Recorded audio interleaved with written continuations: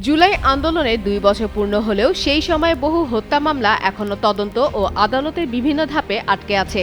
এরই মধ্যে বগুড়ার একটি বহুল আলোচিত মামলায় তদন্তে উঠে এসেছে সম্পূর্ণ ভিন্ন চিত্র। গুলিতে নিহত হওয়ার অভিযোগে দায়ের হওয়া মামলায় দীর্ঘ তদন্ত শেষে পুলিশ বলছে অভিযোগের পক্ষে কোনো প্রমাণ মেলেনি, বরং চিকিৎসা প্রতিবেদন, সাক্ষ্য এবং তদন্তে পাওয়া তথ্য অনুযায়ী রিপন ফকিরের মৃত্যু হয়েছিল গলায় রুটি আটকে।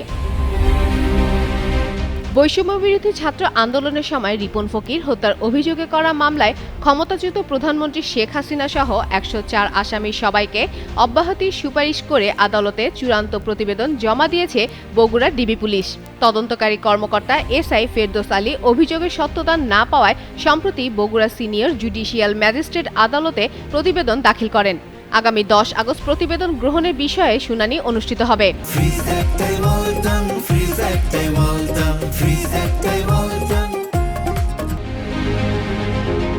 তদন্ত কর্মকর্তা জানান, এজাহারে রিপনের গুলিবিদ্ধ হয়ে মৃত্যুর দাবি করা হলেও ময়নাতদন্তে শরীরে কোনো আঘাতের চিহ্ন পাওয়া যায়নি। নিহত স্ত্রী মাবিয়া বেগম, ভাই এবং আরও কয়েকজন সাক্ষী বলেছেন, রিপন পাউরুটি খাওয়ার সময় গলায় আটকে অসুস্থ হয়ে পড়েন এবং হাসপাতালে নেওয়ার পথে মারা যান। যে দোকান থেকে তিনি রুটি কিনেছিলেন সেই দোকানির সাক্ষ্য একই তথ্যকে সমর্থন করেছে।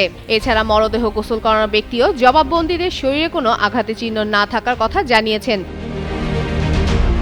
পরে মাবিয়া বেগম সাংবাদিকদের বলেন, শহীদদের স্বীকৃতি ও সরকারি অনুদান পাওয়ার আশ্বাস দিয়ে অজ্ঞাত দুজন ব্যক্তি তার কাছ থেকে কাগজে সই নিয়েছিলেন। সেই কাগজের ভিত্তিতেই মামলাটি করা হয়েছে বলে দাবি করেন তিনি। তদন্তে ২২ জনের সাক্ষ্য, ময়নাতদন্তের প্রতিবেদন ও অন্যান্য আলামত পর্যালোচনার শেষে পুলিশ সব আসামির অব্যাহতির সুপারিশ করেছে।